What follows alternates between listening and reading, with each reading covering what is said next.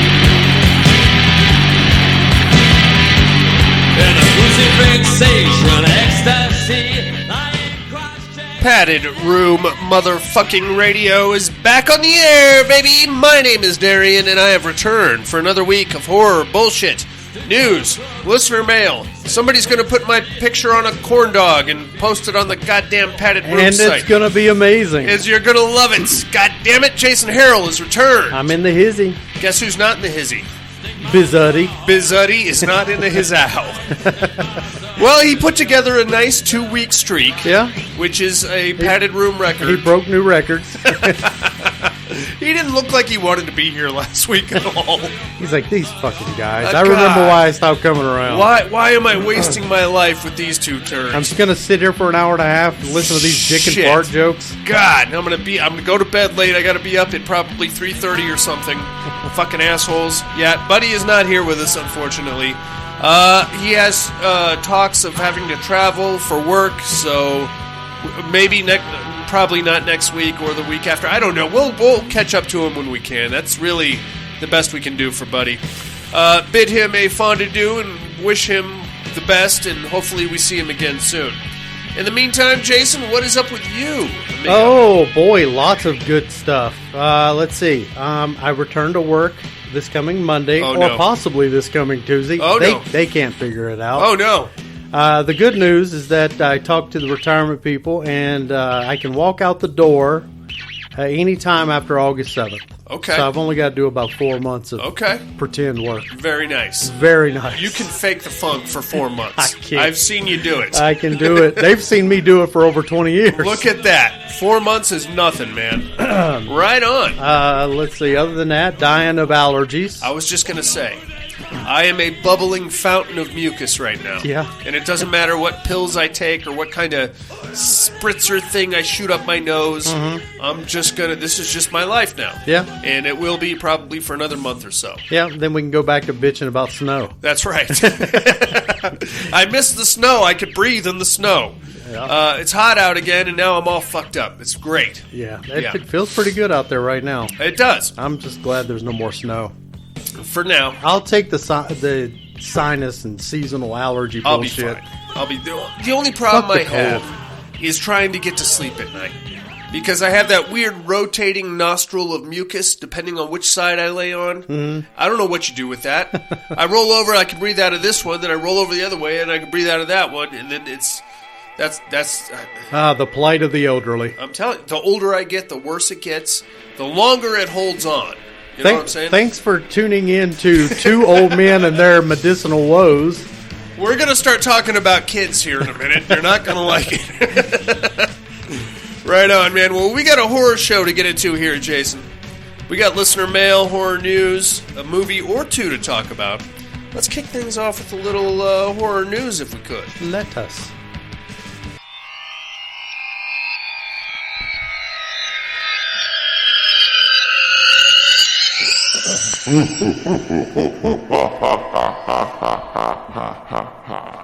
Horror news.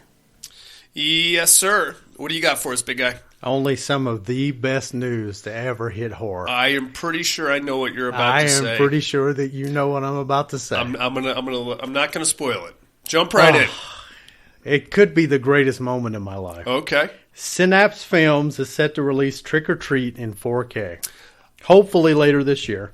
One kind of insider on Blu-ray.com, he claims to kind of work for him. Okay. And he says it's going to come out quicker than what we imagined it to Very nice. It's going to be a 4K produced from the original 35 millimeter negative, so that's awesome. They're not just like taking a source and upscaling it, and they're also remastering all of the audio. It's long been believed that this would never even happen because of all of the music. And not just the soundtrack itself, but like all of the references, the posters, and all of that shit that's like seen throughout it. So a lot of rights issues. Oh, jeez. But it's supposed to come out. The U.S. has never even had a Blu-ray release. So you were talking about your DVD copy there being dog shit. It is dog shit. I have a German Blu-ray where it was released. Okay. But then I also bought a U.S. unofficial release, we'll call it, off of eBay. And the quality on it is actually really good. Nice. Yeah. Very nice. $20. I mean, can you beat it? Can you beat that price? Only when this 4K comes out. Exactly. I am so looking forward to it. Me too. I was going to break that story, but I thought it might be a little too on the nose considering our feature film tonight. But I also figured you would probably be all over it, so I'm glad I didn't. Yeah. What do you got? I am psyched for that. And the reason why is because, as we were talking about, the Blu-ray or the DVD copy I have is poo. And there is... It is poo. It's just... it's Trick or Treat, starring Gene Simmons and Ozzy Osbourne, who combined in the movie have probably less than a minute of screen time altogether. Supposedly, Ozzy's lines throughout it are all like just off the cuff. Oh. And they said they had like 45 minutes of him talking. Oh, nice. And they whittled it down to that. To that? Yeah. That's kind of depressing, actually. They're like, we're not even going to give him a script because we know he's going to say something fucking crazy. Well, for whatever they whittled it down to, I thought he did a pretty It's a good very job. Succinct section. Yeah, absolutely. Most coherent he's ever been. Probably. Right on, man. I am psyched for that. I'm probably going to have to snatch that one up. Synapse Films. I hope it comes out in 40 varieties, and I will own every one of them. Steelbook. What do you want? Something with like a guitar that lights up. That'd be great. Some kind of... one of them has a spectral hand that'll come out and undo your bra. And if they could just do that with like a crossover to Birdemic trilogy, we'll be set. How about this? James McAvoy is ready to star in a Speak No Evil remake for Blumhouse. Okay. Now, we saw Speak No Evil. Interesting. Not my favorite movie. Made a lot of us horror dads really want to punch the screen. I don't know. I mean, first off, it's being remade by Blumhouse, which means it's probably going to be even further watered down from its original Danish, right? Mm-hmm. So I don't know what you're going to add to it by Americanizing it, unless there's probably going to be some gunplay. Yeah, I don't really know. I don't know. I think if they do a 1-to-1, basically a 1-to-1, Americanization, what's the point? Yeah, exactly.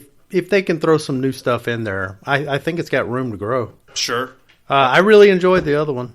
Yeah, I mean, and I really like James McAvoy. I do. Yeah, that's the thing. Is that he's a great actor. Here's something that I know Coop Nukem and our main man Alan are very excited for. Yeah. Hold on to your seats, gentlemen. Only close to 50 years in the making. Demon Wind 2. Electric Boogaloo. Serpent's Coil has just begun principal photography. Very good. Have you made it through Demon Wind? I've never even started. So on the Padded Room website, Alan had mentioned Demon Wind as conceivably the worst movie and ever I'm like, made. you know what? I just need to watch it. He's like, don't do it. It'll skull fuck you and then shit in the hole. That's a bit harsh, I think. It's a very silly fucking movie. Yeah. It is a ridiculous, half-ass kind of knockoff of Evil Dead that takes some very ridiculous turns. Yeah. So lauded by many to be the worst film ever made, the worst horror film ever made. That's a bold statement. It is, but I mean, this one is so full of horse shit that I could conceivably see it. But then now so bad it's bad or so bad it's good. I was just going to say, now we're stepping into that realm of so bad it could possibly be good, but I guess that's really in the eye of the beholder. Yeah. But you did just pick this week's Immersion Therapy, Jason. Oh, nice. So well done. Well, good. Scream the board game is being released by Funko this fall. I've got a shelf full of horror board games, most of which have instruction manuals the size of a issue of Maxim magazine. So I got to stop. I realize I have a problem. So you're not going to get that. I'm probably going to get it. I'm sorry. Well, you stood your ground I did. for 1.5 seconds. I understand that I have a problem. I bet with a Scream game, it's going to be much like the movie where no matter what you change up, it's the same game over and over and over and over. You're probably going to find out halfway through the board game that you are the killer, and you don't even understand why. Sure. What, a divorce? What? I don't know. What else we have here? Allegoria-themed horror masks being released by Trick or Treat Studios this Halloween. They've got 2 of them coming out. One of them is going to be the black paint fiend, or whatever you want to call that individual. The other one is going to be the possessed female. So, I'm not a mask guy, but if I was, I like a few, but not many. What's your fantasy mask? Well, I'd like to have all 3 from Season of the Witch. I get that. Yeah, So, and really, that's about it. That's pretty dope. Unless I could have a screen-used Jason Voorhees. Well, screen used in something you're actually going to wear around the house are 2 different things. Yeah, I don't see myself trucking around the house in many masks. Sarah probably wish I would. Oh, okay. Every year at the Rib Cook-Off, that guy with the fiberglass masks shows up. I make it a point to go pay him a visit and buy at least 2 every year. I got Pennywise, I got Ghostface, I got a bunch some bird of stuff. Yeah, like a couple of video game characters. I'm not even sure where they're from, but periodically I put them on to scare the kids. Yeah. I just like to keep them on their toes. Well, good That's parenting. Probably going to come up in therapy later in life. Lastly, Netflix has announced a new supernatural horror series called The Burrows. I look forward to its cancellation next year. It's by the creators of Stranger Things. Okay. So if they push it hard enough, Netflix can be very stubborn when it comes to, they'll take a shit show and just keep shoving it down our throats until we all unanimously decide to like it. I don't know why they do that, but then they'll put out something good and then out of nowhere just cancel it for no reason. Take that. Yeah. Fuck fuckers. yourselves. How does disappointment taste, you bitch? That's all we got on the horror news there, Jason. How about some listener mail? Let's go.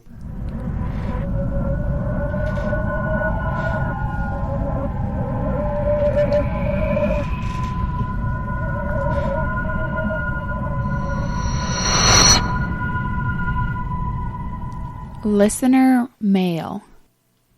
Yes, sir, Jason Harrell. We have emails, voicemails, all kinds of fun things happening coming at us. Let's start things off right here in Reno, Nevada. Here comes the cowboy. Subject line, cheese graters. Woohoo. I like some shredded cheese. I'll take it on a taco. I'll take it on a like a burrito bowl situation. I'm trying to watch my carbs, though. I think I know what he's going to say. I got a pretty good idea. It's probably not something you want to put on a taco. Well, I'll be the judge of that. Okay. I'm very open-minded when it comes to my tacos. Evening, padded room. Hope everyone is doing well and made it in tonight. Glad to hear Buddy back again. Joke's on you. Joke's on you, cowboy. Don't have much since I'm still working 6-day weeks and 12-hour days. Did get out to see a few movies, though. The D&D movie is awesome. The Pope's Exorcist was pretty good and very well shot. And lastly, saw Evil Dead Rise on Saturday as an early birthday movie. I had a blast with it and will be adding it to my collection very soon. Great work on the new website, social media that I'll actually use. Hope everyone has a great week. Catch you on the flip, cowboy. Thank you. Right on, cowboy. Thanks for writing in. Yeah, good little lineup of movies there. I have not seen any of those. I've been looking forward to all of them, but they got to hit Peacock or something. Yeah, I'll wait for. What are you looking at? Knock at the Cabin is already on Peacock. It is. By the way, I'll wait for D&D to hit streaming. I thought you would be the first in line for D&D. No, Not into it? I mean, I'd rather play than watch it. So Okay, fair enough. I don't know. I mean, it looks fine. Sure. I thought it looked great. That's just me, though. I'm not a... Maybe you're like the inside guy. You know what I'm saying? I'd rather watch a horror movie. Like, I have hard times watching military movies sometimes because I'm like, this is just not fucking... None of this is horse shit. I just tend not to, because it looks more comedic than anything. And Okay. I don't know. I just don't really watch a lot of comedies. Okay, fair enough. Here, let's get down to Southern California. Here comes Tony. Subject line: Darian doesn't deserve his 31 Kickstarter add-on. Well, hey, I paid for it, Tony, so it doesn't matter if I deserve it or not. How about that? You reap what you sow, Mr. Brock. You didn't get your 31 Kickstarter add-ons, you say. That is so sad. Where is my padded room podcast fireplace kindling? I'm not sure what he's asking for there, but I can send you some crumpled up newspapers.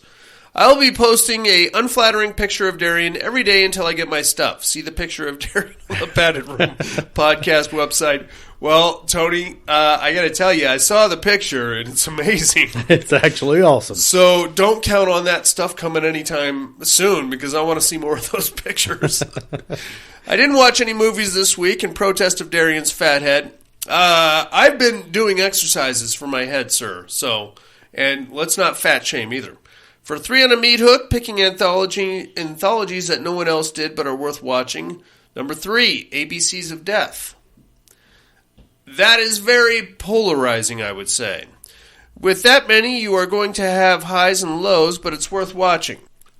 Number 2, Tales from the Hood. Enjoyable, worth watching every now and then. Number 1, Christmas Horror Story. Guilty pleasure here, Krampus vs. Santa that ends up being something totally different. William Shatner is a DJ. Anyway, I've had enough of Darian's crap, probably turning this off after this part anyway. Oh no, a mountain lion. Tony. P.S. Here's a bonus pic of Darian's dumb head. Oh yeah, we already saw this one, Tony. Although it is one of my favorites. Oh yeah. That's a good one.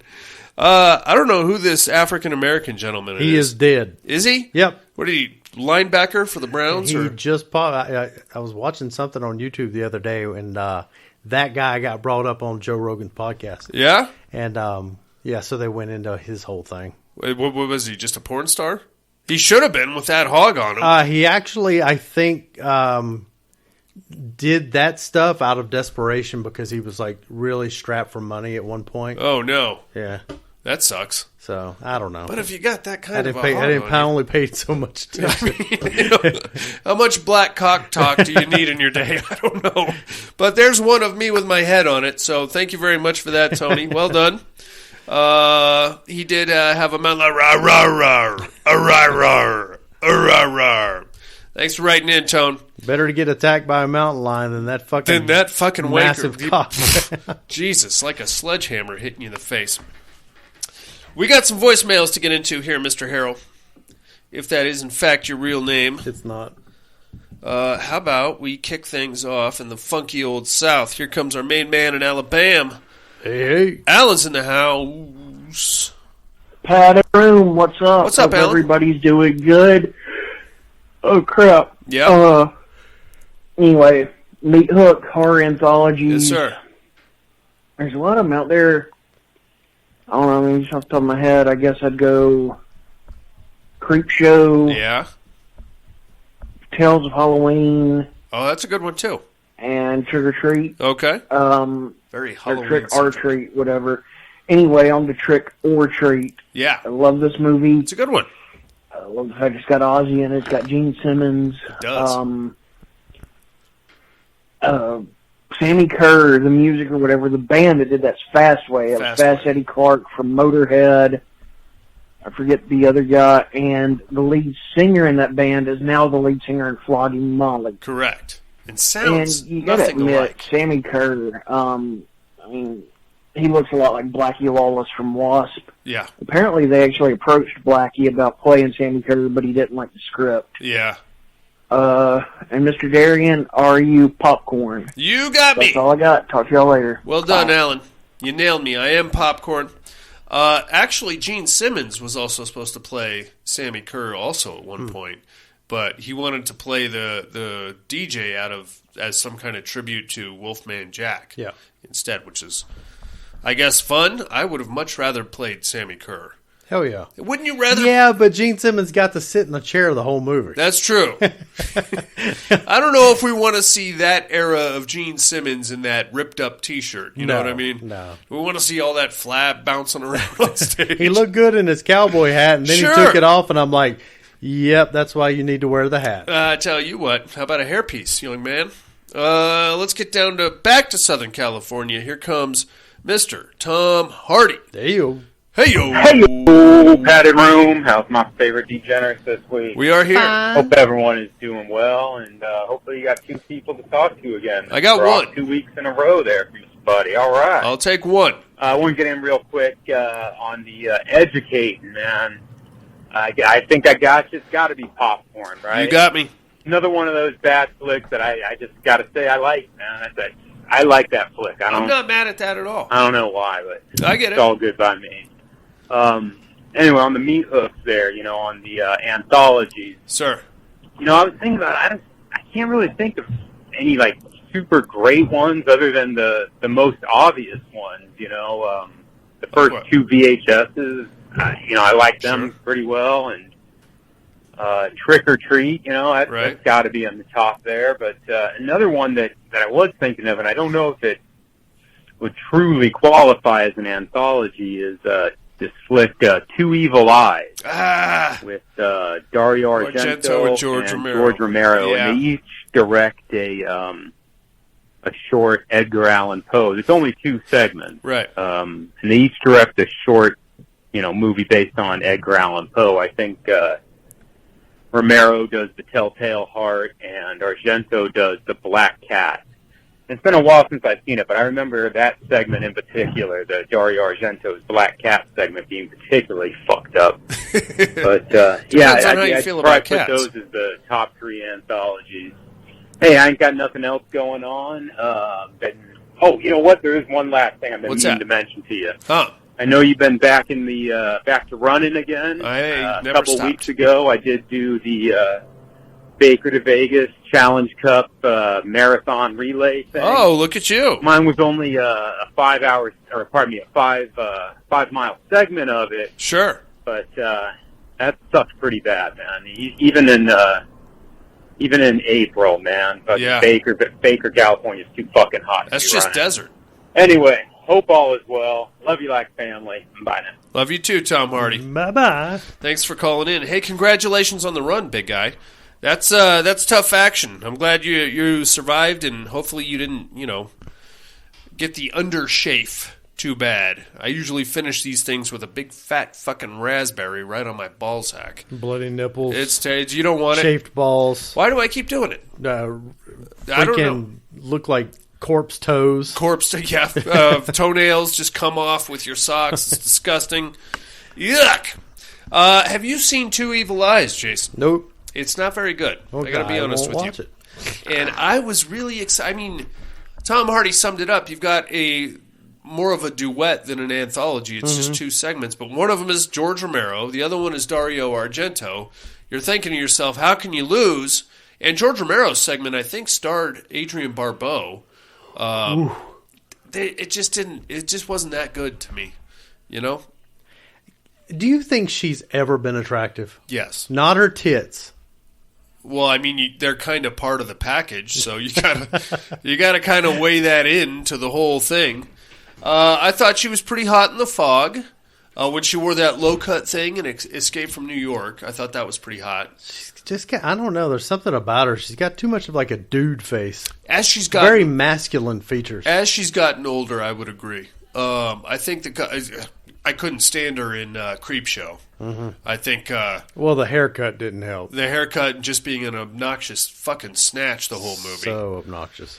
All right, my man. That's all we got on the listener mail. You got anything for Tom Hardy, Alan, the Cowboy, or Tony? Thank y'all. Thanks for the picks, Tone. Keep those coming, will you? Keep them going. Very flattering.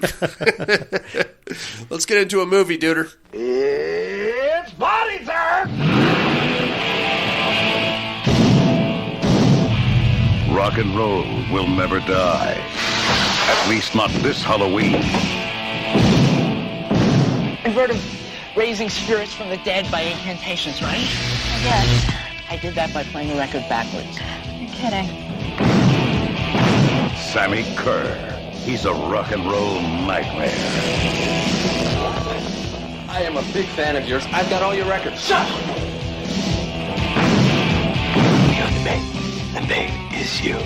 This message was meant for me. How can you listen to this stuff?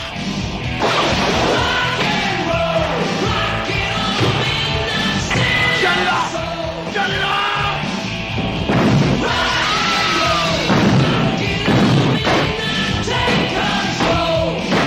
What have you done to your stereo? I wanted a new one. Sammy Kerr. His fans won't let him die. He won't let them live. You should be loyal to your hero. Make it turn on you.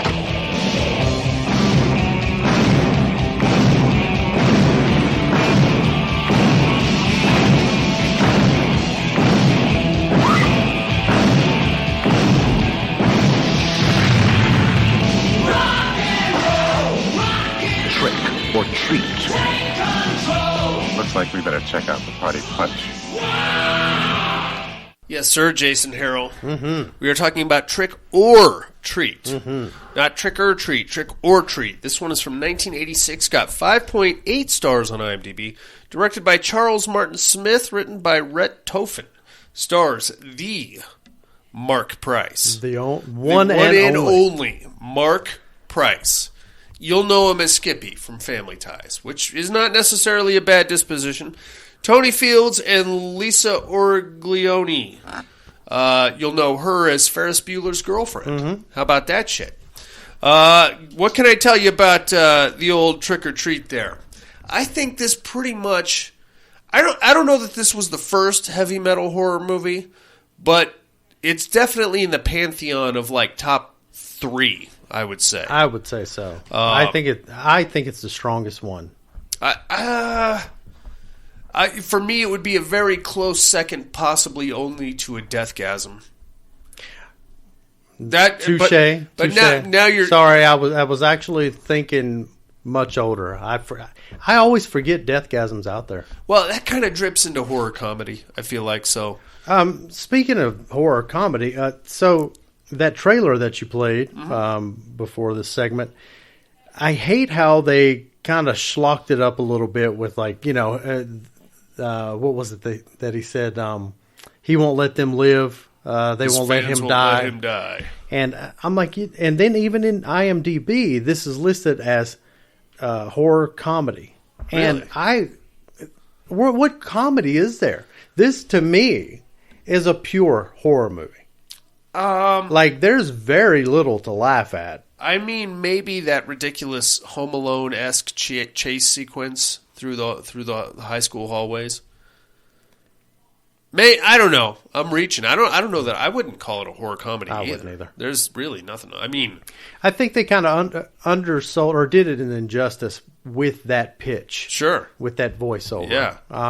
They didn't really let it be known that this is just a horror movie. I would agree. Our movie starts in high school, circa 1986, where you have the standard, clans of athletes and preppies and metal. Well, we have one metalhead. Other nerds, losers. They all kind of go their separate ways. The jocks are, of course, the bullies. Oh, such douches. They are. We'll get into that because they really flex the douche nozzle on us here in a minute. And we catch up with our main character, a guy named Eddie, played by Mark Price. Skippy from Family Ties. And we get an opening montage of, the standard heavy metal music playing. The slow motion pans around his bedroom to reveal just Motley Crue and Anthrax and Guns N' Roses. It's just a real soup du jour of 80s teased hair. And then we cut to his daily life at high school, where we see him sitting alone with his headphones on. While all this is going on, he's writing a letter in voiceover to his favorite rock star, a dude by the name of Sammy Kerr. The Sammy Kerr. The Sammy Kerr. And it's very idealistic, I guess, is a good way to put it. You rose above this, Sammy. You came from this town, and you went to this shit school, and you got above it, and now you're just a god looking down at an anthill. And apparently he writes these letters like once or twice a week, because he always signs them, quote-unquote, the Ragman. I never understood where that came from, other than the license plate on his car. In other countries, the movie is referred to as Ragman. Really? Yeah. I like that better than Trick or Treat. Because Trick or Treat doesn't make a lot of sense no, in the context of the story. Well, it makes as much sense as the cover of that DVD that you have. This fucking thing. So anyway, as this is going on, we get another like montage of him getting bullied by the athletes. They break into his locker while he's in the shower after gym class, and they take his tapes. And they throw it out into the gym while the ladies' volleyball team is practicing, and they rip his towel off just as the door closes, and of course lock him out there. And the teenage snatches on the volleyball team take a Polaroid picture of him. Now, I would argue that if you are going to be bullied, this is the time to do it. You can snatch a Polaroid picture up. You cannot snatch up a Facebook post or an Instagram post. Yeah, and if your naked, pasty white butt cheeks are on Facebook, that's now in the ether. Yep. You're not getting that Never back. to be recovered. Never, ever, ever. That whole thing kind of wraps the following day as Eddie is making his way through school again. We find out he's got a crush on a young lady. I believe her name was Liz, if I'm not mistaken. Can't even remember Lisa. her name. Lisa. She's played by right. Lisa Origlione. Is that the thing that hangs in the back of your throat? She's Ferris Bueller's girlfriend. Leslie. God damn it, you're right. Leslie, who's played by Ferris Bueller's girlfriend. It's going to be a hard road if you're going to try and take her away from Ferris Bueller, because there's that. Anyway, she is not really the girlfriend of any of the muscleheads, but she's part of the hangers-on side pieces clique a little bit. Leslie feels really bad about the Polaroid, so she manages to snatch it up along with the cassette tape and catches up to Eddie the next day. She's like, hey, sorry about that. Those guys are fucking assholes, I know, but here, I got your Polaroid of your butt cheeks and your tape back, so... And then she's like, we're having a pool party tonight. If you want to come, that'd be great. On what planet is that a good idea? I'm not... I don't think I was ever a teenager in love, but if the hot chick invited me to the pool party, there's no fucking way I'm going to go. What's the best case scenario? People are going to pull my pants down. You have to assume you're being set up. You have to, right? I'm having flashbacks of Melvin in the gym at Toxic Avenger Town. You know, don't go. You know, there's nothing. She doesn't want to fuck you. Get out of here. But Eddie, desperation and a hard-on will do a lot of things. It's the heavy metal hormones, is what it is. I'm gonna fuck her tonight like a metal god. Anyway, he runs home. He's all hot and bothered. He grabs his trunks and his towel, still rocking the full-on metal regalia, and hauls ass to the pool after closing hours. Gets there. Naturally, all the cool kids are there. He sneaks in because somebody left the door open, propped open with a Jack Daniels bottle. Gets in there. Doesn't find Leslie. Does find Tim, the jock, the fuckface, and all of his cronies. They're like... You get that 80s dialogue. I love it. Hey, I didn't know this was a nerd party. Who invited the dorks to this party? They grab him. They put some kind of a weight in his backpack, and they throw him in the in the pool. And Leslie has to jump in and save him, which he does. Find out he's like in the 3-foot section, which I got a little bit of a chuckle out. She saves. At the same time, I'm like, that's a hell of a jump to go from just like high school bullying to murderer. Potential homicide. Yeah, murderer is what you are now. Yeah. But this is 1986. You could get away with shit You like could that. get away with it, yeah. Anyway, she saves him. He comes out sopping wet. He's running through the parking lot. You know what? I'm going to nail those guys. I'm going to nail them all because I don't know how, but I'm going to do it. And she's like, oh, Eddie, they're stupid. I don't know. And then he gets in his car and drives away. Next morning, he wakes up. He's doing his laundry, feeling particularly sorry for himself, listening to his headphones. And there is a news story about the death of his beloved rock star, Sammy Kerr, apparently dead in a motel fire at the age of 38, which is pretty fucking old for a rock star.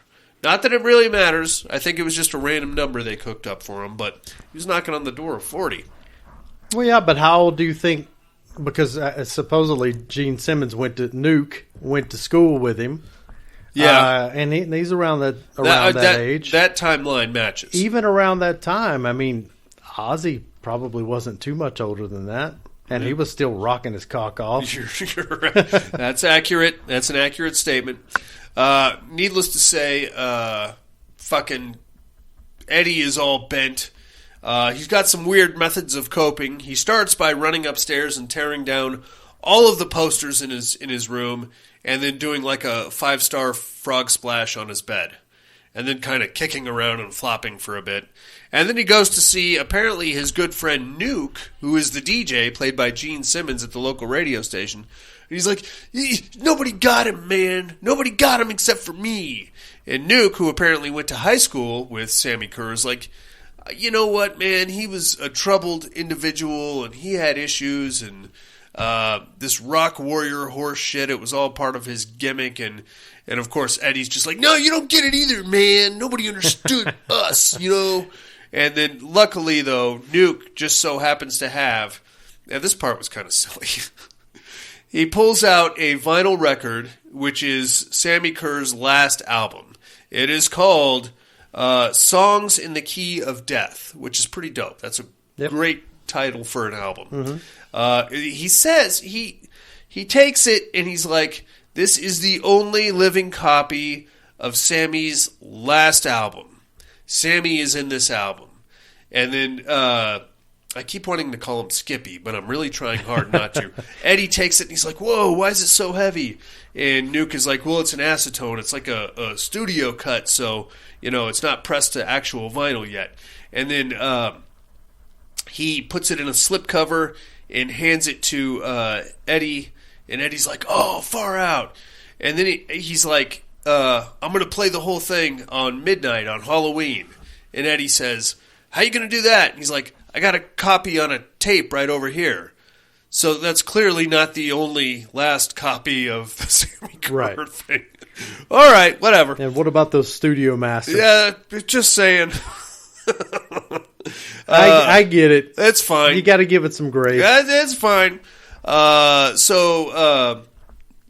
Eddie's like all fired up. He's got this album. It's great. Goes back to school. Again, gets met with more apologies, and he's talking to his friend Gordon, who's like looks like the typical 80s nerd. Excuse me there, Eddie. You need to stay away from Tim and those guys. Quite the panty lurker he is. Oh yeah, he's a panty lurker is what he is. Just hangs around at the bottom of ladders whenever he knows that there's going to be decorations put up. So he's like, yeah, you know, survival of the fittest, Eddie. We're not that fit, so we have to suck up to the fittest in order to survive. And Eddie's like, I'm going to nail those guys. Grr! Goes home, puts the record on, very cool. Falls asleep while the record is playing. Apparently it wasn't that great of an album. And starts having like these weird satanic dreams about Sammy Kerr like sitting in a flaming pentagram and speaking backwards. He wakes up and the record has actually got like some backwards shit going on. And it sounded to me like it was saying help the boy or something like that. The first roundabout. Mm-hmm. He's like, what the what? So he gets up out of his lazy boy. He's got his bedroom is like the size of my house. And I don't know how you figure that out, but good for him. He gets up out of his lazy boy that he sleeps in and starts just spinning the record backwards. And now he's like basically talking to Sammy Kerr. Sammy's like, you're the bait. Let the fish hook themselves. You're the bait. You're the bait. Okay, so now he's like interpreting this to be. Did you try this as a youth? Of course, okay. Of course. I had one record, and it was Freddie's Greatest Hits. Oh boy, which is dumb as shit.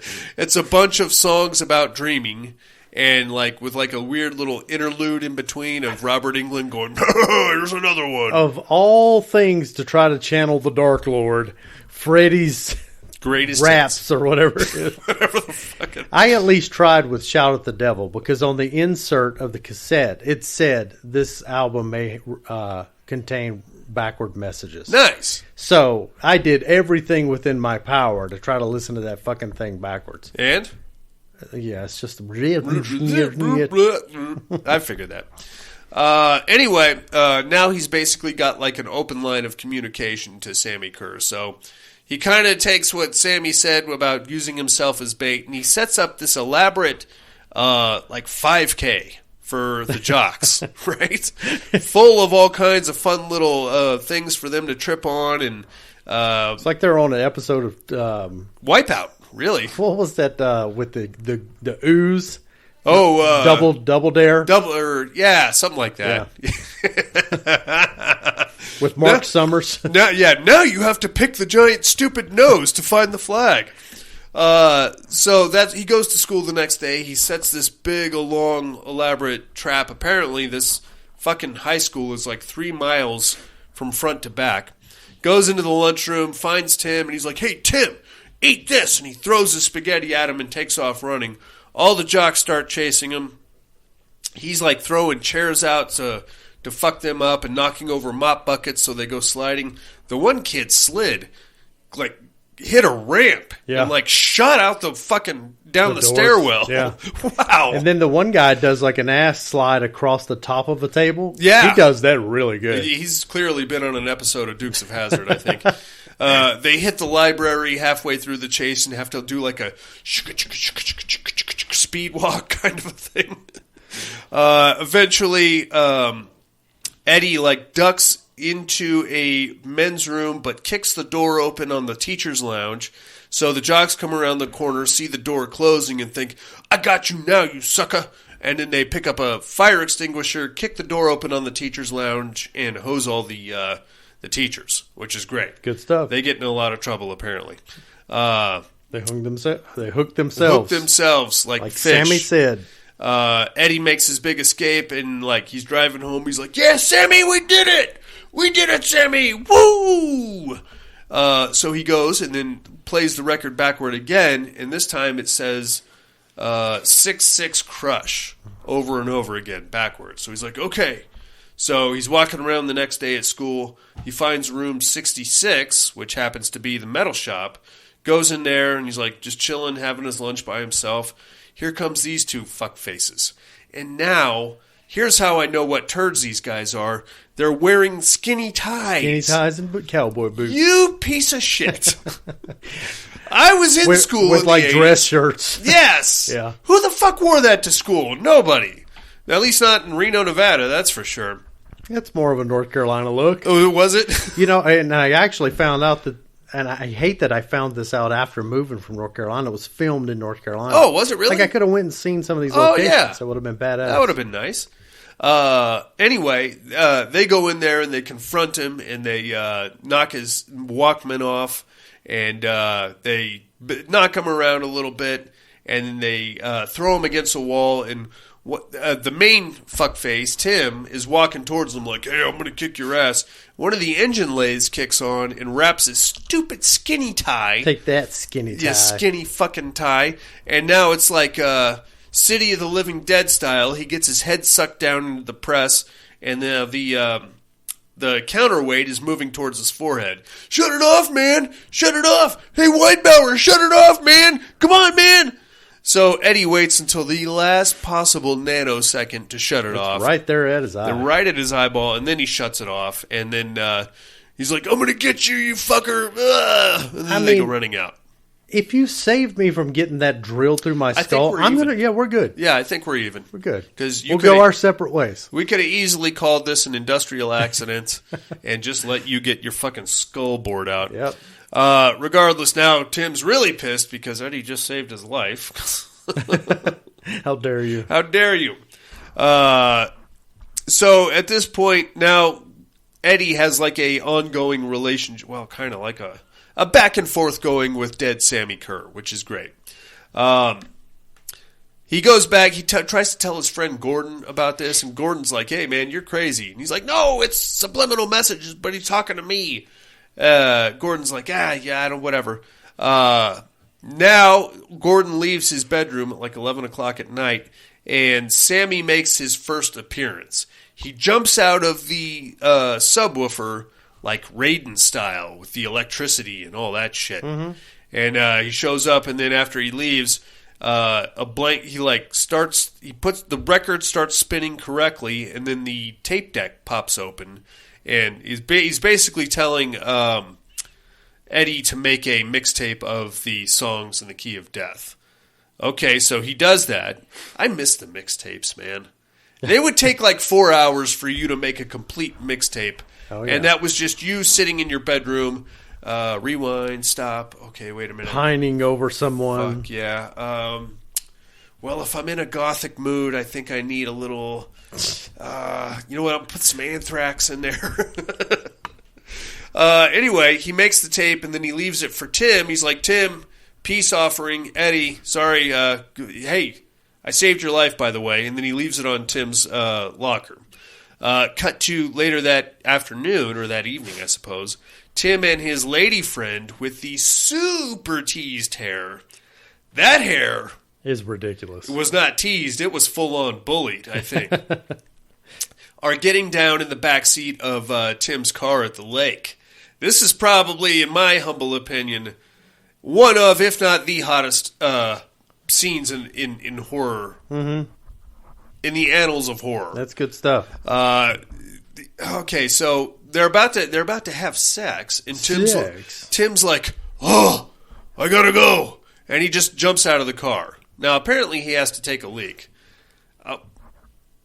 I think Tim may have been a closeted. Tim's priorities are a little skewed. Very, especially if he's supposed to be 16 years old. Regardless, he gets out, and in doing so, he leaves his lady friend alone with the mixtape and a Walkman in the back of his car.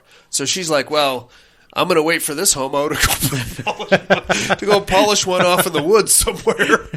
So she puts the headphones on and hits play on the mixtape, and she gets immediately taken to Horny Town. Mm-hmm. I mean, we are... Some very erotic music. Holy cow. I mean, it's really just a drum beat. Yeah.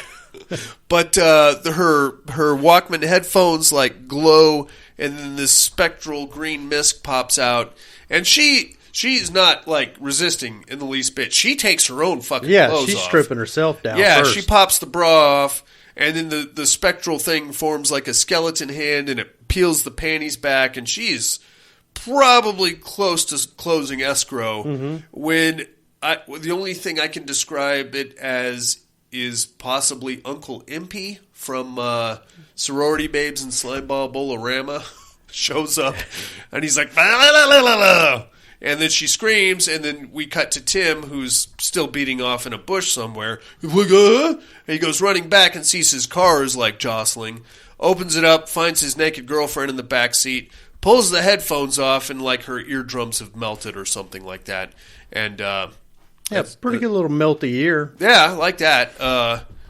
So the demon's name is apparently Skeezix. Okay. Sammy does have a tattoo of that demon. All right.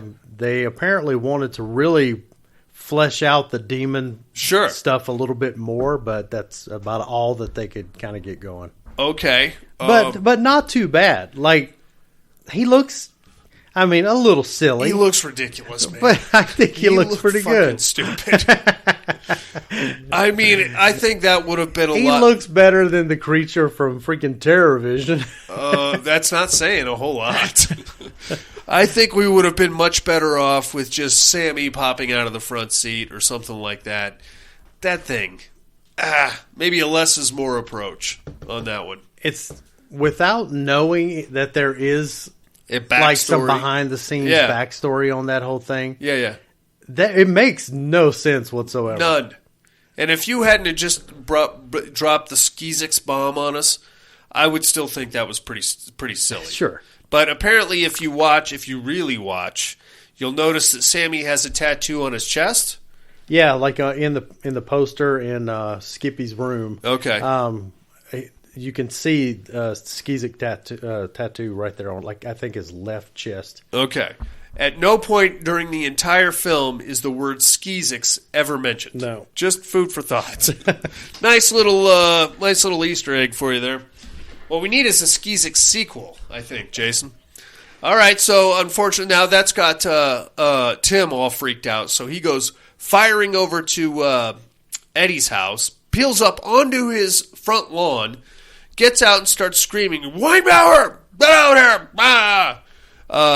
Eddie comes out and he's like, "What? Now what? I left you a tape. I thought we were good." He's like, "She listened to the tape and it's melted. She's in the hospital." I gave you some love ballads. Yeah, man. I made you a mixtape. But whenever Tim tries to rush Eddie, the pumpkins on his porch flame up. Mm-hmm. That part was pretty dope. That's pretty cool. Yeah, and he's like, "You know what? Just stay away from me, okay? Just stay away from me, fucking Weinbauer." And he gets in his car and hauls ass. And so far, those two fucking pumpkins are about all we have to even imply that this is Halloween. Well, there's a lot in the title. There's a lot of talk about the big Halloween dance coming up, so that's around. But like visually, it's just kind of non-existent. Yeah, no, not really. No decorations or anything.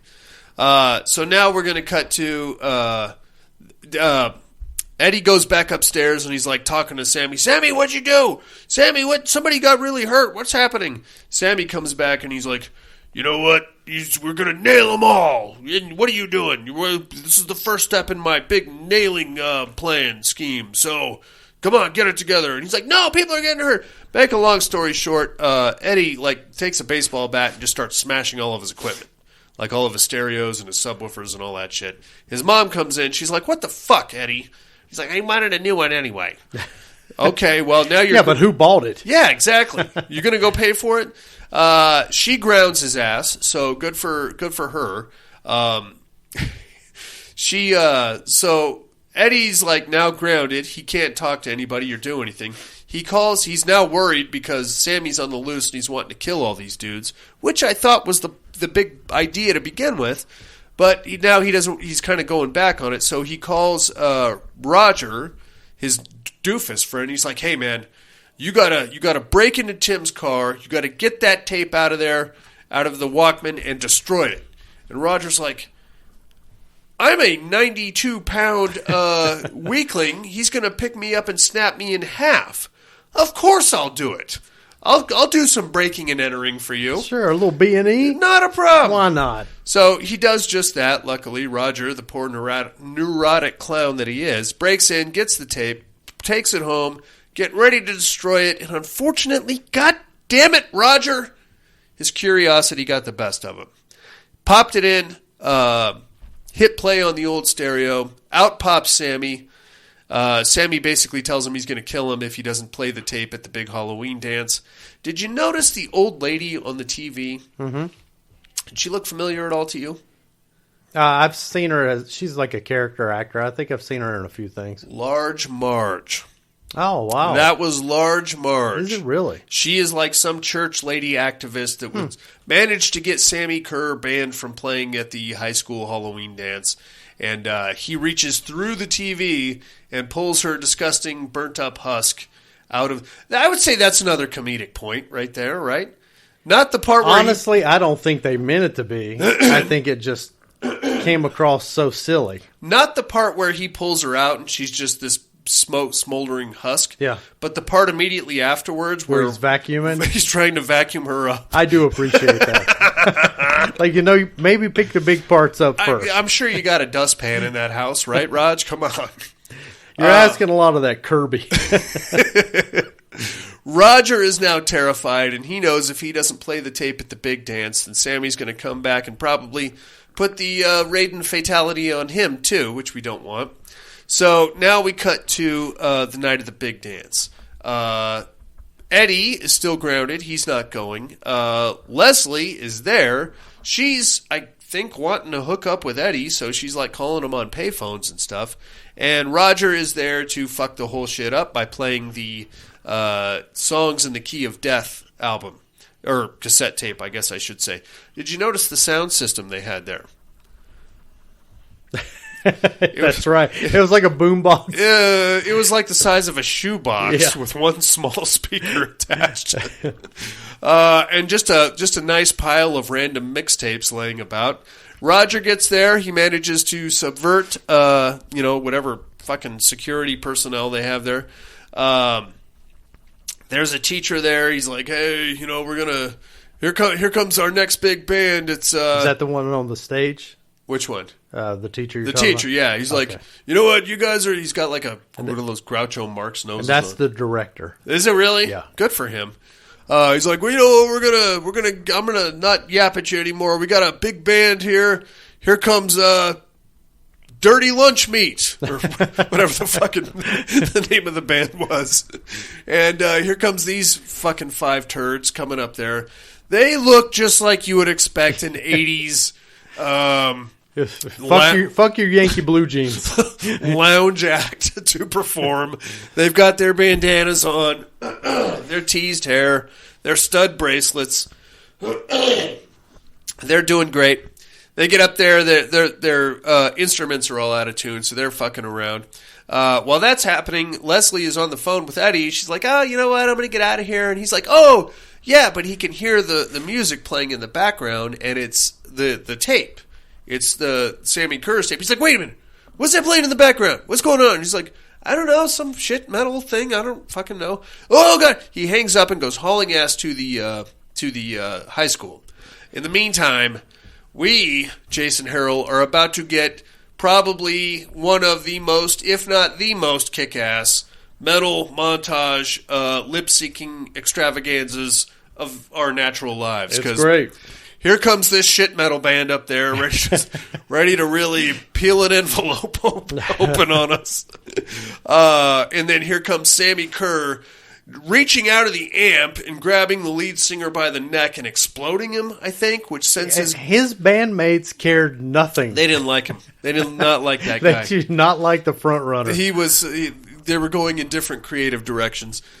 His guitar goes flying through the air, and Sammy catches it through a haze of smoke and does like a very 80s kind of stand there and stare at you with his teased hair for a few minutes, and then he gets the beat going against his leg.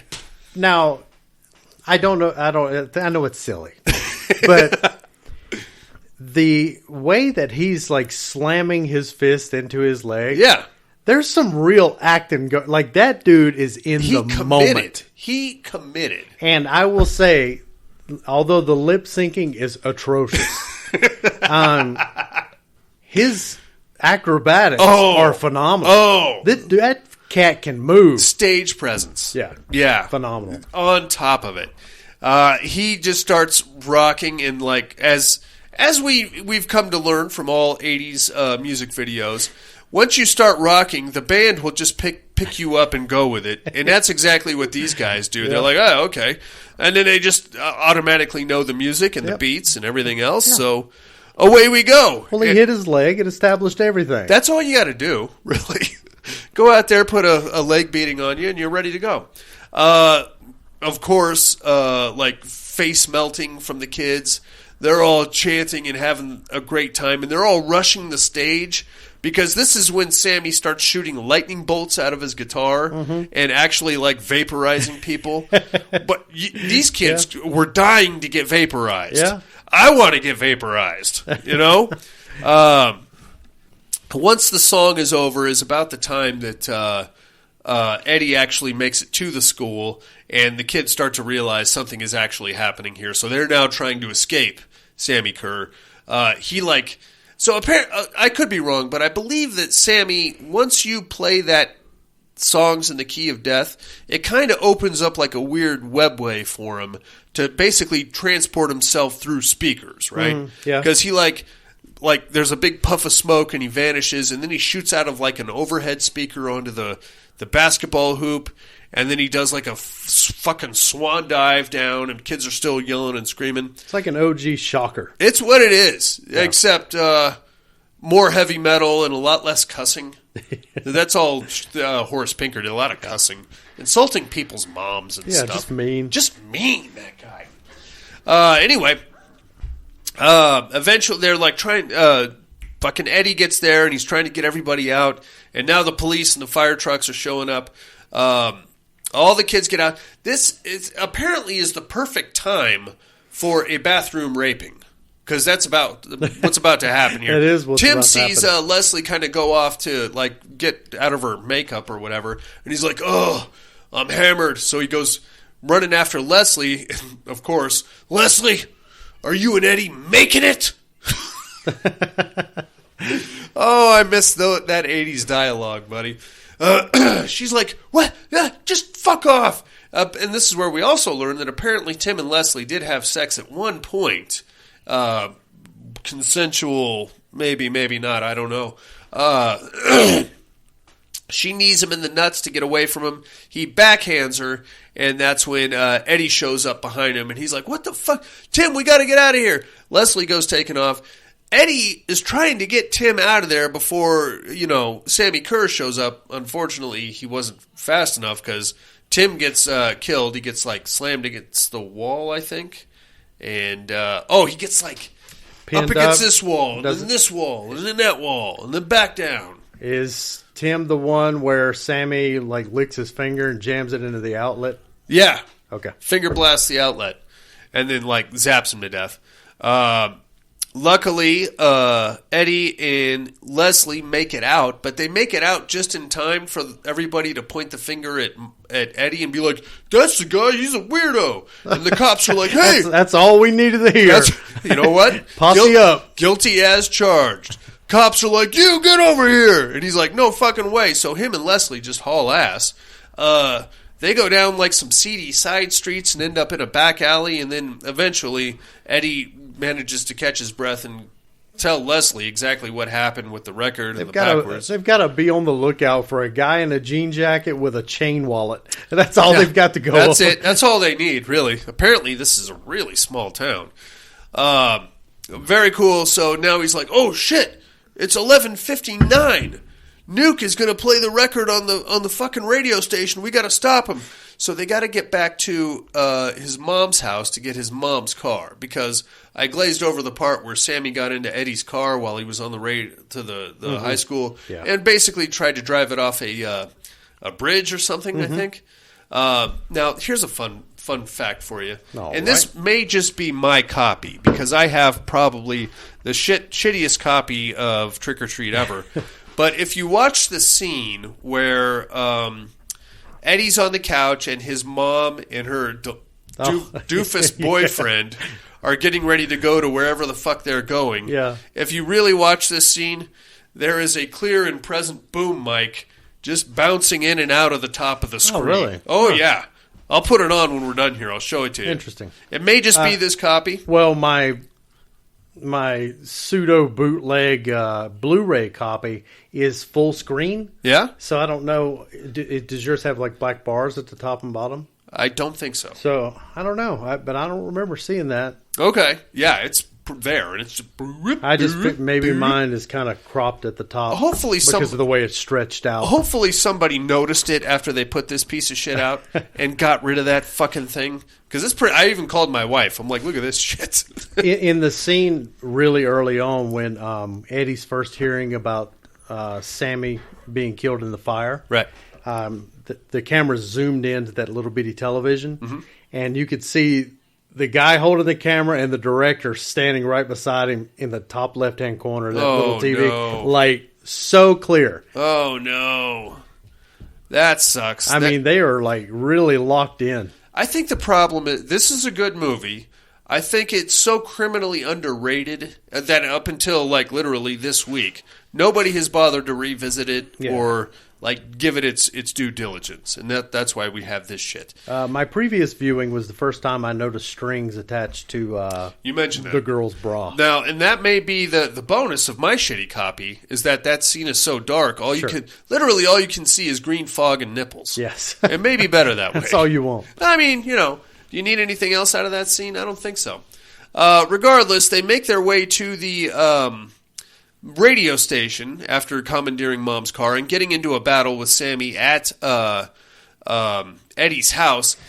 And they, I guess, halfway flush him down the toilet, and I guess that slows him down. Take that turd. I don't know how that works. He manages to get free for a second, but then they flush the toilet again, and it sucks him back in. Well, he's like wrestling with Leslie, and his hand, like... She tosses his hand into the toilet. Into the P-trap, I guess. And I've never had my hand in the P-trap, but I don't know. Well, I think it was just kind of not only the fact that I don't think he's like stuck there, but I think he's so caught up in shorting out. Okay. That he's in such pain that he doesn't really make a good escape. Okay, sure. That's better than anything I can come up with. All right. Anyway, they make it after the big battle at the house. They make it back. Now, apparently, this record is playing all over the town now. So Sammy can just come and go out of random houses. He's jumping out of windows and then showing up. Once they get Mom's station wagon, they get into that. They try to get into it. And then because the radio is on, it just takes off and does a full lap around the block backwards, which I thought was kind of fun. And then it comes back that, unfortunately, in the process of that, the cops showed up. So they steal the cop car after Sammy rocks the cop right out of his boots. And then they take off to the radio station where inside the recording booth is a full-on poltergeist fucking vortex of electricity and random electronics and other fun stuff. Looks better than Poltergeist. I would agree with that 100%, which is sad in a weird way because one of those was a Spielberg production and the other one was a Charles Martin Smith production. So, well done, Mr. Smith. Dino De Laurentiis film. He's like, well, he's protecting the tape. We can't get in there. So this is where Eddie hatches the ingenious scheme. You know what?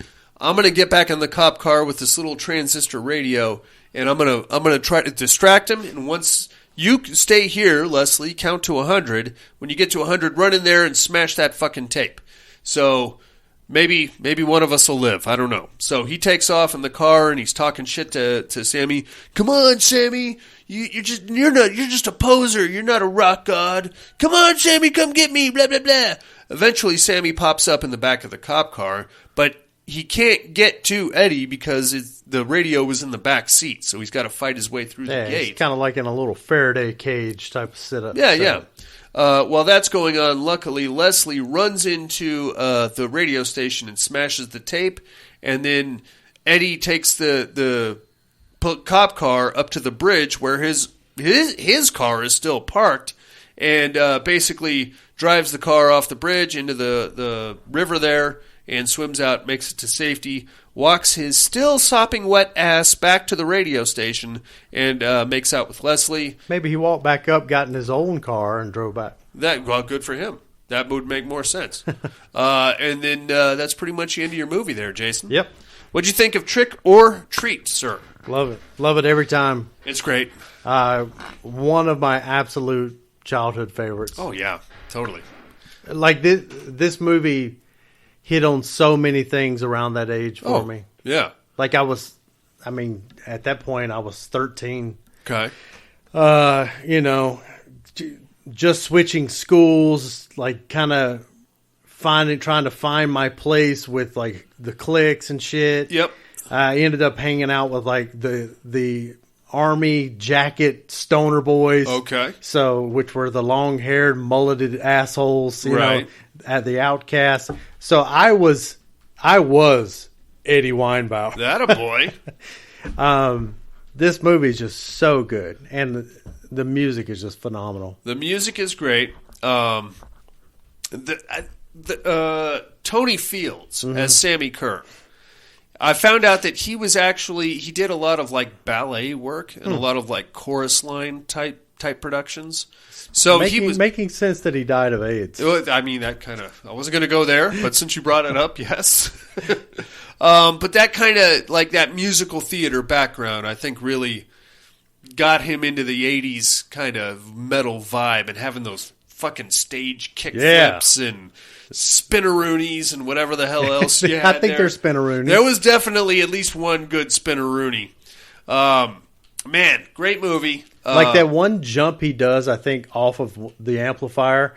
He jumps off and spins around like 50 times in the air. Yeah. Yeah. And then it just lands with such poise. And then he does like the back crank. That was another 80s hair move, is that you had to like at some point flip the hair back. Yeah. He had that shit down, buddy. Yeah, that's talent right there. Great movie. I agree. Check it out. I don't know. Did you catch this streaming or did you own a copy? The Blu-ray copy. Okay. I was just, Blu-ray. as we were doing this, I was trying I don't think it streams anywhere. Oh, really? Yeah, you can't even buy a digital version. Not even on Tubi? No. Tubi's got everything. Yeah, it's not. Again, I think it comes down to, these licensing issues. That's a motherfucker, man. Yeah, I don't know what this is. This is not Trick or Treat.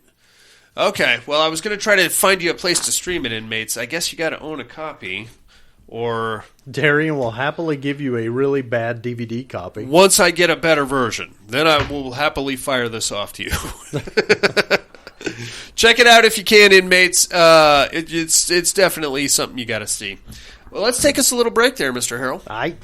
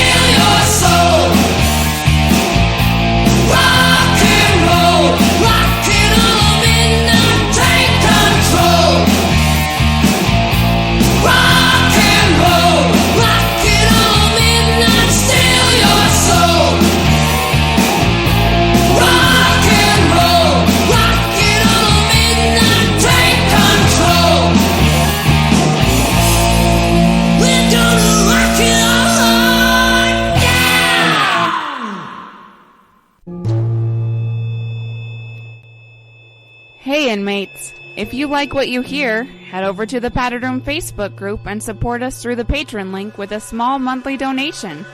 Check out the T-Villain link at paddedroom.podbean.com and grab some t-shirts.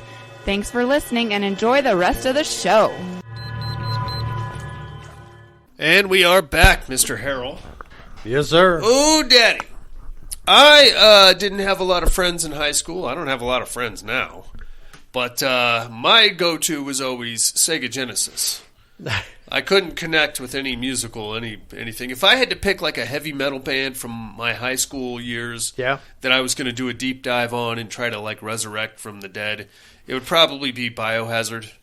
I was really into Biohazard. You have no idea what I'm talking about, do you? Not at all. No. Nope. I didn't think so. They had like 4 albums, and I was really into 2 of them. Third one came out, I was like, and the fourth one came out, and I was like, this doesn't even sound like anything. This isn't the Biohazard that I know and love. That I know. Who are these guys? Right on, man. Are you ready to get into this week's Meat Hook? I am. Let's do it.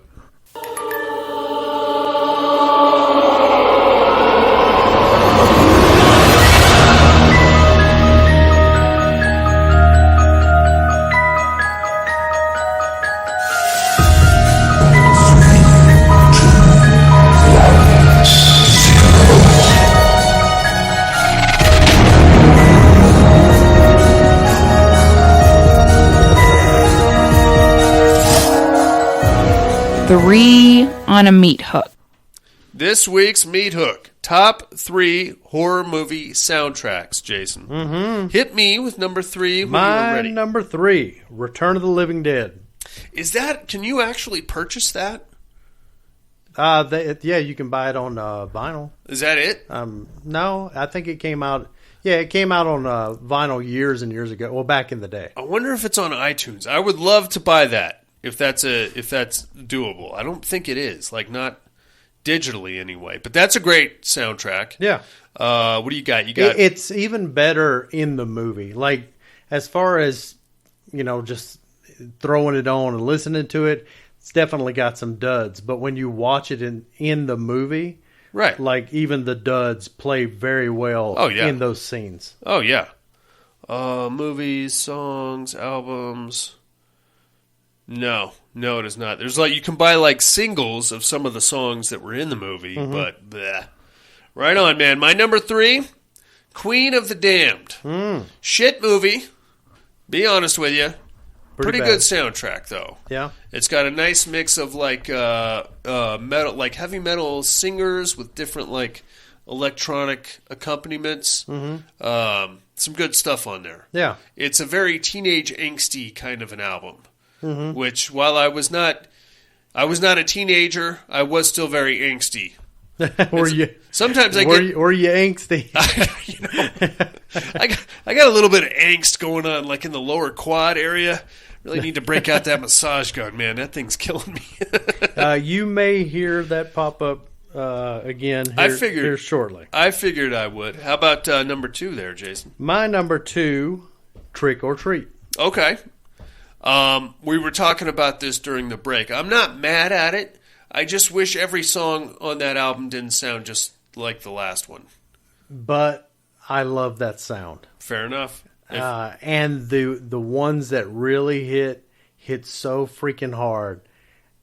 I mean, that music is so good to me. I love that about you. Love it, man. Right on. My number 2, Tales from the Crypt presents Demon Knight. Such a fun movie. Oh, yeah. Great movie. Well, yeah, it's a pretty good movie. Ministry, Rollins Band, Pantera, I think Megadeth is on there. It's very metal, and it fits well with that movie, too, I feel like. I still listen to that one all the time. Just when I'm driving around. Yeah, I don't remember the music from that, but it's been years since I've seen it. Yeah. But I was always a pretty good fan of that movie. I was really surprised how good it was. When I had no expectations for it when I first saw it. Yeah. But surprisingly good. I was always a Tales from the Crypt super fan. Yeah. So I had to go see it when it came out. Yeah. Good show. Yeah, more of a comedy, I'd say. Billy Zane, dude. So awesome. Just blows the fucking panties right off that movie. Man, he blew the panties off of me. What are you talking about? With a cowboy hat, I love it. I'd go gay. Me too. How about number 1, Jay? My number 1, without a doubt, Maximum Overdrive. My man. I believe that is a full-on It is AC/DC. a full-on AC/DC. Just, it's so freaking good. And I've only been to one concert in my life, and it was AC/DC Heatseeker. Okay. Huge AC/DC fan, especially back in the day. Sure. When that movie came out, I was at the peak of my fandom, and it's just solid.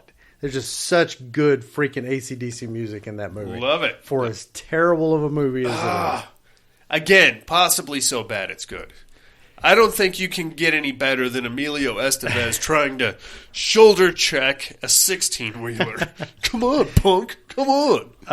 It's got a lot. I mean, it's got a lot that lets you rewatch it. So it must be bad. So bad it's good. I would probably agree. My number one, Wes Craven's Shocker.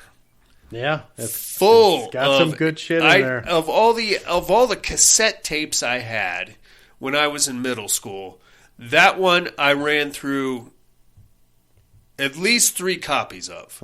I'm sure I lost one just because I always had my headphones on when I was at school, and I was constantly switching out tapes. So one of them just vanished. One of them I think got wet or something. I'm not going to say how. And one of them I think I listened to just so fucking much that eventually wore the magnetism off of it. Broke the tape at some point. Yeah. Or knowing me, I probably tried to do that stupid number 2 pencil trick where I tried to fix it myself and fucked it up even worse. Yeah, solid. And even the theme song is really good. Oh, yeah. They actually, for the express purposes of creating that soundtrack and that album, they put together a super band and called them the Dudes of Wrath. They only made like 2 or 3 songs. Terrible name. Totally. It was like Ace Frehley from Kiss. Yeah. I forget who else, but there was like 4 or 5 dudes, all from these huge bands. They came together for 3 or 4 songs on this ridiculous horror movie soundtrack. That is my number one. Mitch Pileggi is such a badass in that movie. Just a mean son of a bitch. Gosh, ain't he? Yeah. And then you see him as Skinner on, what is that, X-Files. And he's like, good afternoon. You're like, stop it. Get out of here. You're Horace Pinker, damn it. Start swinging a knife at people, will you? How about Sarah, man?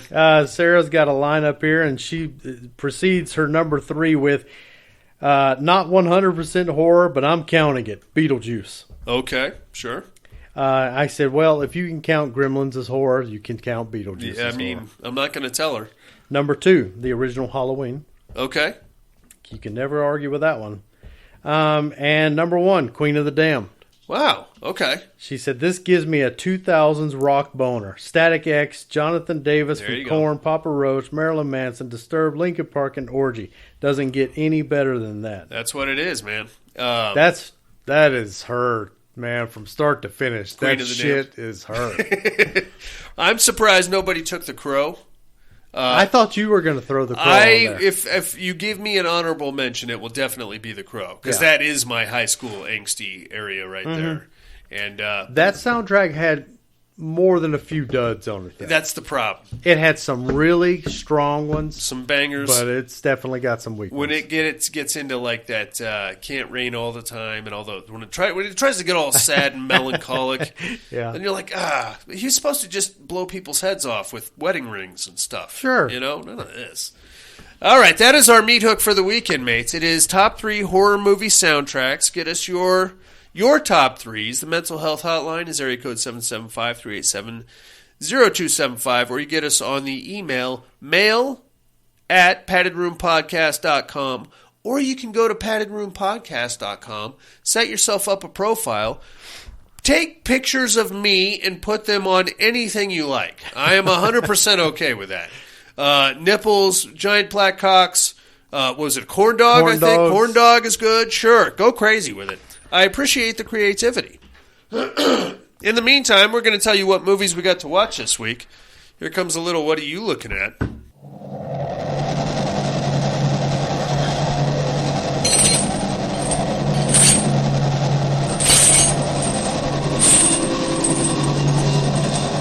What are you looking at? Infinity Pool, Jason. Yeah, boy. I don't know, man. It's. I was gonna watch it, but I thought it was available free. It's not. You got to rent it. And after your raving review, I couldn't drop any money on it. I like Cronenberg. I like Brandon Cronenberg. Wasn't a huge fan of Possessor. I really liked Antiviral. This one is just a bit much. I don't even know how to. Like an all-inclusive resort where this rich author kind of falls in with Mia Goth and her crew of hedonistic miscreants, and they have somehow found a way to clone themselves. So, like the big thrill of the island is you create a clone of yourself and then you kill it in various ways. If you can hold on for that ride, then by all means, go right ahead. I kind of lost interest after a while because a lot of it was not really being explained, and if it doesn't make sense to me, then I need you to explain it to me. Here's how pathetic I am. If I could clone myself, I would just want to play myself in Mortal Kombat. That's it? Just to know who's going to come out on top. Okay. If I could clone You're talking equal skills there. Sure. If I could clone myself, I would send myself to work 3 days a week, and I would only work 2 days a week. I'm already thinking of like a retiree. There you go. Okay. That's even better. Well, you can have them out there pulling weeds or something. That's true. Watch that, and I watched Bury the Bride from 2023. Yeah. This is the newest from Spider-1. It's already streaming on Tubi. I saw you gave that a very high score. I rather enjoyed it. I think you will too. I'm assuming you haven't seen it yet? Not yet. I tried to squeeze it in today, but just didn't have time. I'm going to tell you, it takes a very hard turn. And I'm not going to give it away, but there is a definite thing that drops, and you're like, I got you. You, Spider-1. Spider-1, you son of a gun. I think you'll enjoy it, though. Okay. It's definitely, it's kind of Rob Zombie-y, but without being full-on trailer park white trash. Okay. But there is definitely an influence there that I think you'll pick up on. That's all I got to watch this week, buddy. What do you got? Okay. Well, we rewatched 1982's Creepshow. Very nice. Sarah had never seen it. All righty. What'd you think? With the exception of Fluffy, she liked most of the stories. Okay. She was entertained. Yeah. What was it about Fluffy? Was it just Billy? She just really hates... No, she just really thinks that Fluffy looked retarded. So, yeah, I mean, I could see that because you don't, other than it being some kind of an Arctic creature, you really have no idea what the shit it is. Yeah. It kind of looks monkey-like. Yeah. But not with that hair. I don't know. No. I mean, the whole movie's pretty silly. It is. Out of the first one, what was your favorite segment? As a kid, it was always The Lonesome Death of Jordy Verrell. Yeah. Just because I like Stephen King's ridiculous acting and, oh, you lunkhead. Yeah. As an adult, I got to say Something That Tied You Over. I got to go with Jordy. Yeah? Yeah. I love it. I love him still. He's ridiculous. He is. But I think... And I feel for the guy. Leslie Nielsen as a villain, though, is just... Oh, he does great. So, come on, hurry! You got to hold your breath. We watched Bones and All. Okay. Do you know anything about this movie? I do not. No, I won't say anything. Okay. About this movie. It's a very good movie. Okay. Is it a horror movie? But I don't think it's your speed. Okay. Fair enough. It is definitely... It's more something than horror. Okay. But the horror, it does very well. Cool. It's more romance. Oh. So I could do it. Okay. It's actually a really good movie. Right on. And we watched Evil Dead Rise. I heard good things. I have mostly good things to say. But boy, they really pissed me off with this one. They went full Sam Raimi with this one shot. Oh no. And that's why I'm not a fan of the original Evil Deads. And they just couldn't help themselves. Just couldn't fucking help themselves. Whoa. When I sit down and I'm watching a horror movie, I don't want your levity. I don't want your fucking comedy. I don't want your zany little camera shot. Okay. And they just had to squeeze one in for fan's sake. That's what I was going to say. It's there for us. Give me a break. Other than that, I was so angry. Oh, so angry. That bad? Really? Because, dude, it was non-stop. Really? To that very moment. And then, boom. And then, okay, now you're just stupid. Because even with its shortcomings, it's an absolute horror movie, which is why I love the 2013. Right. Because it's pure horror. Yeah. No fucking joking around. This one was until it wasn't. Oh. Now, it immediately went right back. Okay. But I was, quite angry by that moment. I get it. It's definitely got some holes in it. Okay. Yeah, it's got some plot holes. Is there, without giving too much away, is there anything tying this into the original, any of the Evil Dead franchise? Only the thing that all of them share. Okay. I know what you're talking about. Yeah. Right. Nothing directly linking one to the next. Okay. I got you. So, that's it. Okay. How about some immersion therapy then, tough guy? Hope you're ready to gay the place up.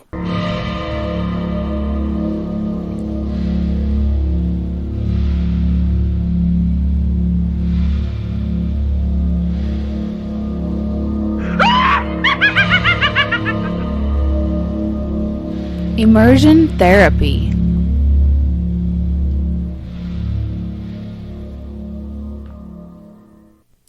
I don't know that this is a horror film. No. Velvet Buzzsaw from 2019.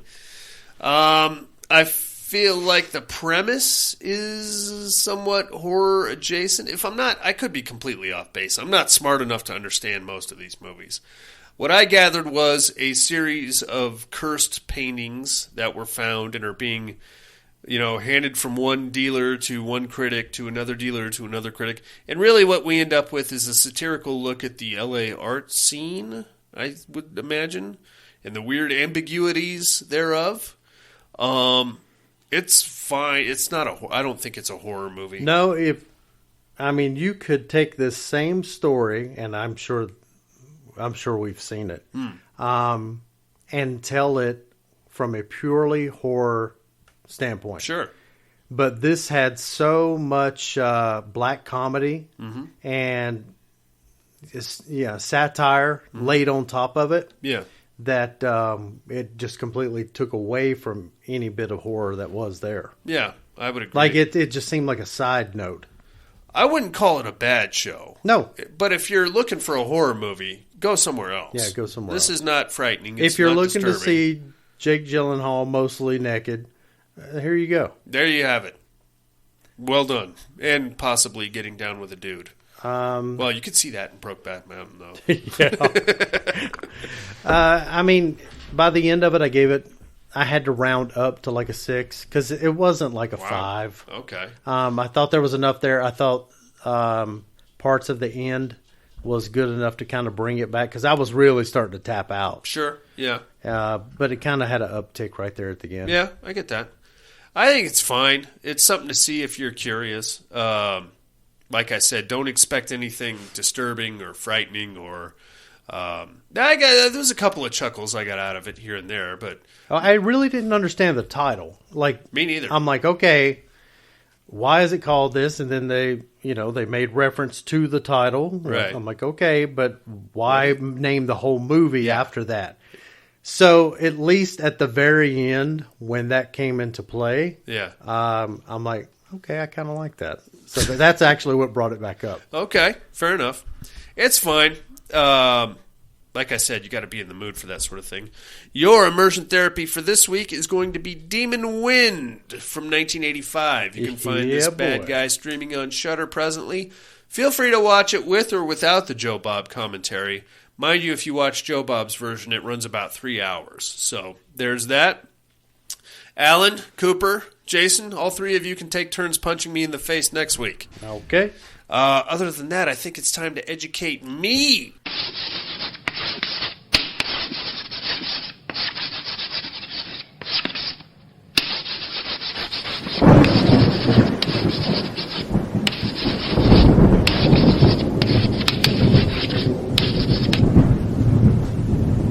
Educating Miss Monica.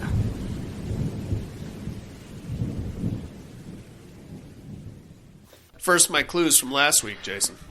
I am an aspiring film student getting ready to finish my master's thesis.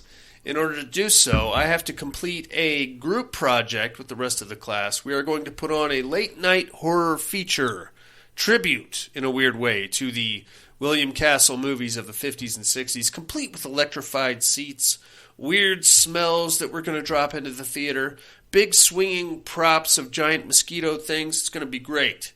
Unfortunately, the theater we're doing it in has a bit of a history, and some weirdo film cult from the early 80s came here and did a big suicide pact, and now I think one or two of those surviving cult members is lurking about.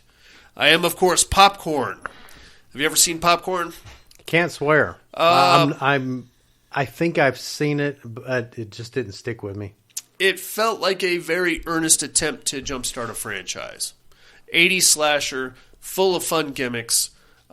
Just never went anywhere. I'm really sure that I've seen it. I'm sure if I showed you some clips, you'd be like, oh, yeah, that one. Everybody's seen it. Who might I be this week, you ask? Well, I am the host of a popular reality TV show. Ghost hunting, even, Jason. And this week, me and my crew are going into a notoriously haunted mental institution where we are going to conduct our investigations. Two of my team are going to sneak off to try to have sex with each other. Not going to work out so well. Damn it. And then when we go to leave the place, because I was kind of hoping to bang the chick that this guy just got with, all the doors are suddenly sealed and locked and bricked over from the outside. Who might I be, you ask? We do. Tune in next week and I will drop some knowledge on you, my friends. In the meantime, I think that's about it for us. We are closing out halfway to Halloween month tonight here in the Padded Room. Join us next month for Hispanic Horror Month in honor of Cinco de Mayo coming right at us. Join us next week for Here Comes the Devil, kicking off that whole extravaganza. In the meantime, like, comment, subscribe wherever you found this show. That helps our visibility quite a bit. We do have a Patreon campaign running if anybody's interested. Support.paddedroompodcast.com is where you find that link, or you can just go to paddedroompodcast.com. Check out all the fun pictures and stuff there that Tony's putting up of penises with my face on it. You're going to love it. All that shit, set up a profile. It's amazing. Anything else on the week, my friend? That's all I got. Alrighty. For Jason Harrell, penises with my face on them. Those are just called penises. I mean, I do bear a striking resemblance. Haunted mental institutions, Hispanic horror, being halfway to Halloween, and the Padded Room podcast. I'm afraid visiting hours are over.